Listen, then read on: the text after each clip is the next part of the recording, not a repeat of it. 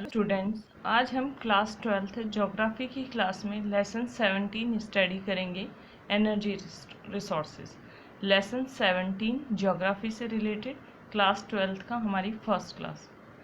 Energy resources. सबसे पहले energy resources का मीन्स क्या होता है। लेसन नेम है energy resources.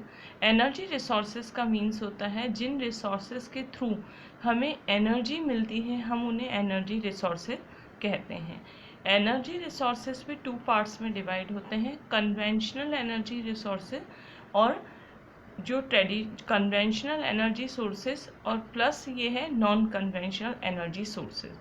Conventional energy sources के एग्जाम्पल हैं the conventional energy sources petroleum, natural gas and thermal energy. Petroleum, natural gas और thermal energy conventional energy sources है। It means traditional energy sources है।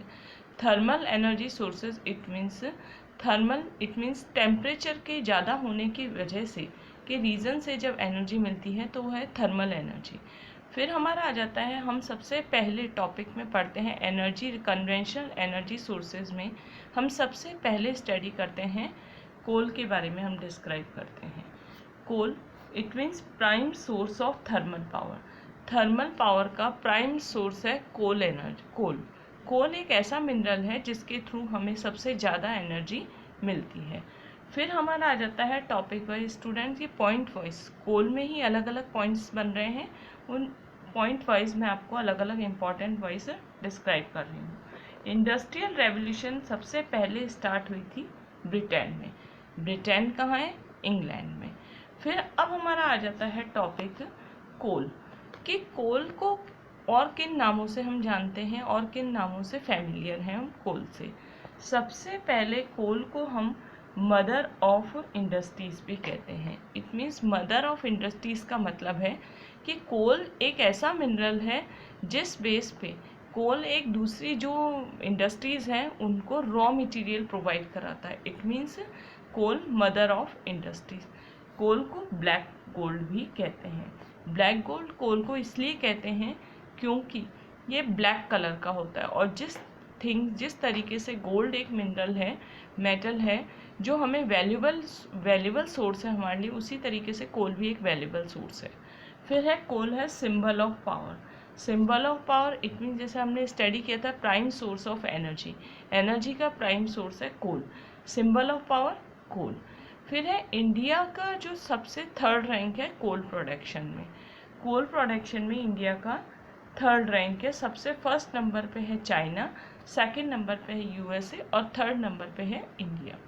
अब है हमारा next topic आ जाता है on the basis of the amount of fixed carbon and the hydrocarbon forms the coal is divided into 4 types.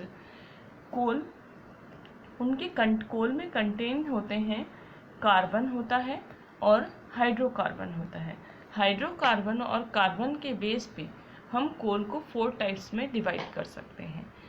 Anthracite, aluminium and the lignite और पिट। Anthracite, बिट्यूमिनियस and lignite and पिट। सबसे पहले हमारा आ जाता है, अब हमारा टॉपिक आ जाता है coal of the 2 geological period is available in India. Coal हमें मिला है, कोल हमने गेन किया है 2 जियोलॉजिकल पीरियड के बेस पे। 2 जियोलॉजिकल पीरियड इट मीन्स है गोंडवाना एरा, सबसे पहले है गोंडवाना एरा और फिर है टर्शरी एरा। ये 2 जियोलॉजिकल पीरियड हैं, उन बेस पे हमें कोल मिला है। सबसे पहले गोंडवाना एरा और टर्शरी एरा।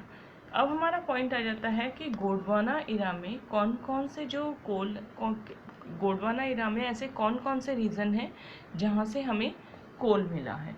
सबसे पहले है Godavari valley region, Mahanadi valley region, Damodar valley region, western Damodar valley region, Son river valley region and Satpura coal region and west Bengal region. ये सारे रीजन ऐसे हैं जो गोंडवाना एरा के टाइम के हैं। इट मीन्स गोंडवाना टाइम में जब बहुत बड़े बड़े पहाड़ थे, सबसे पुराना पहाड़ था, माउंटेन था गोंडवाना, उसके टुकड़े होने से अलग अलग रीजन बने थे, ब्रेक होने से। फिर नेक्स्ट हमारा आ जाता है कोल से रिलेटेड जो ट्रेड है वो कहाँ कहाँ होता है और किस फॉर्म में होता है। सबसे पहले है ट्रेड, कोल से रिलेटेड ट्रेड।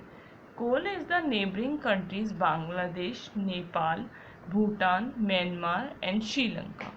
कोल का trade it means India exported है कोल का। नेबरिंग कंट्रीज किन किन को कोल एक्सपोर्ट करता है? बांग्लादेश को कोल एक्सपोर्ट करता है, भूटान को कोल एक्सपोर्ट करता है, म्यांमार और श्रीलंका को कोल एक्सपोर्ट करता है। इन इंडिया एक्सपोर्टेड, एक्सपोर्टेड का मतलब होता है सेल करना, सेल, और जो इंपोर्ट होता है उसका मतलब होता है बाय करना। इंडिया एक्सपोर्टेड कोल, इंडिया कोल को एक्सपोर्ट करता है 521 करोड़ रुपीस मिलता है एक्सपोर्ट करने से इंडिया को कोल का। फिर हमारा आ जाता है सिंस 2003 में लिग्नाइट कोल के डिपॉजिट थे are found in Bikaner and Barmer. Rajasthan में लिग्नाइट कोल टाइप का मिला है 2003 में। District is which is mainly used in thermal plants.